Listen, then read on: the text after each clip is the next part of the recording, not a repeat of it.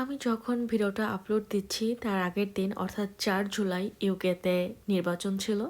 তো আমার লাস্ট ১০ বছরে ইউকে লাইফের কখনোই আগে ভোট দিতে যাওয়া হয়নি। এবারই প্রথম আমার এক্সপিরিয়েন্স হবে আসলে এখানে ভোট দিতে কি লাগে বা কেমন লাগে বা কতক্ষণ লাগে। তো দেখা যাক। না আছে লোকজনের ভিড়, না আছে তোমার বড় ভাই ছোট ভাই। আমার দেখা যাক এত বছর পরে, আমাদের আগে কখনোই আসা হয়নি। দেখা যেত যে জব থাকতো, না অন্য কাজ থাকতো।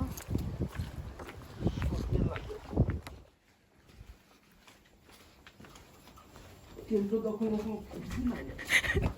30 সেকেন্ডসের মধ্যে ভোট দেওয়া শেষ। এত সহজ ভোট দেওয়া, এটা জানলে তো কখনোই ভোট দেই নাই। হ্যাঁ, আগে দেখা যাচ্ছে জব থাকতো, নাহলে অন্য কাজ থাকতো, আসা হতো না।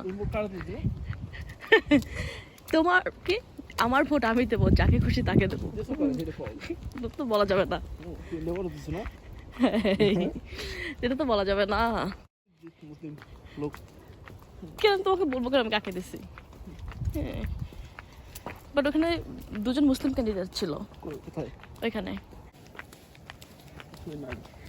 কিছুই ছিল না, ছিল বড় ভাই, না ছিল ছোট ভাই, না ছিল চায়ের স্টল, না ছিল মিটিং মিছিল। আল্লাহ, যেহেতু ভোট দিয়েছি তো দেখতে হবে যে কে উইন হয়েছে। রেজাল্ট আজকে দিবে? রেজাল্ট মনে হয় কালকে আসবে। আচ্ছা আচ্ছা। উনি আমাকে বাসায় আসতে আসতে বলছিল যে দেখো এখানে আজকে প্রাইম মিনিস্টারের ভোটিং হচ্ছে, তুমি কি বুঝতে পারছো? তার চেয়ে এখানে যদি খেলা হয় সেটা তুমি বুঝতে পারবা, কারণ অনেক গাড়িতে ব্যানার নিয়ে ঘোরে, অনেক বাসার সামনে ফ্ল্যাগ থাকে, গাড়িতে ফ্ল্যাগ থাকে। মানে এটা আসলে একটা অন্যরকম অনুভূতি, যেটা আমাদের দেশের থেকে একদমই বিপরীত। তো 5 মিনিটে ভোট দিয়ে বাসায় চলে আসছি। ভোট শেষ, তোমার আমার বাংলাদেশ।